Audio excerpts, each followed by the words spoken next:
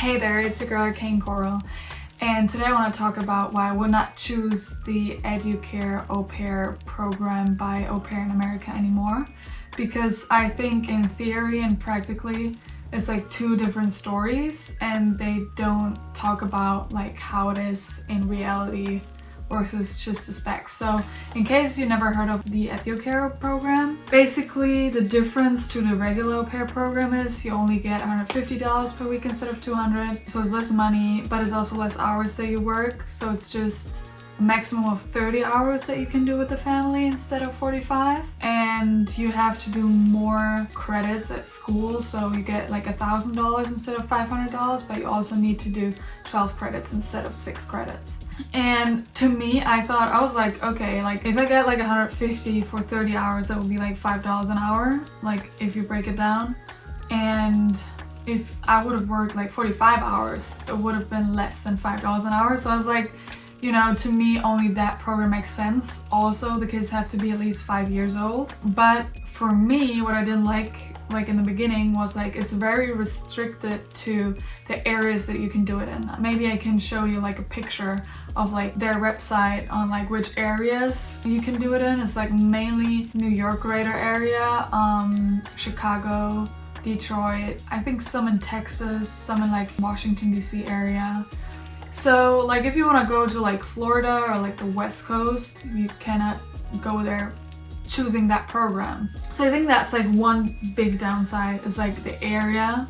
And the second big downside is that there are barely any families on that program. Like when my host family interviewed girls after me, they asked me the same question. They were like, oh, did you have the same issues only talking to 1 or 2 families? And I had that problem that I only interviewed 1 family and I ended up with them.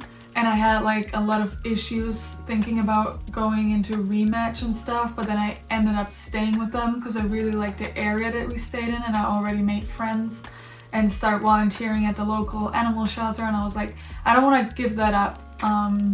And in the regular au pair program, I could have probably switched to another family that would have lived close by because my town was like a big au pair town. So with that being said, I would say it's good when choosing a host family that you have like a big variety of families that you talk to. And only talking to 1 family, there's like a high chance that, you know, you don't really have like a comparison to other families and, you know, how they're like. And also, after my year, I was like, okay, maybe I can extend with a different family, you know, on the West Coast. And I asked my counselor if I can choose or like change from like EduCare to like regular au pair program for the second year for extension. And she told me I'm not able to do that with the whole visa thing. So I would need to go back home for 2 years and then I could come back on the regular au pair program. So with that being said, don't do that program. If you want to work less hours or have older kids, you can put that on your regular profile too. You can say no kids under 6. And if you do that, that means all kids are going to school. So like there's like a 90% chance that you're not working during the day unless you're doing like, you know, kids laundry and stuff like that, but you wouldn't do like stuff with the kids during that period of time that they would go to school. And also when it comes to like schedules, like I know people that are like regular au pairs and they work less hours than me, but they get the 200 or even more than 200. So like it really varies because the families can choose how much they pay you. Like they can pay you over the minimum. Most of them just pay you the minimum though. I think they're currently debating if they should raise the stipend for the au pairs too, because I'm telling you, the payment is like nothing. Like if you're not coming to the States like bringing a lot of money on top that you can spend, it's gonna be like difficult to go to all those places that you want to go to. But that's another topic.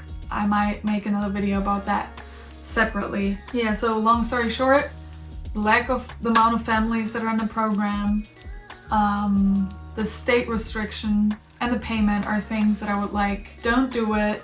You can try to find a family with less hours and kids above the age of 6 in the regular program too, and you will have way more access to way more families. So don't join the EduCare program.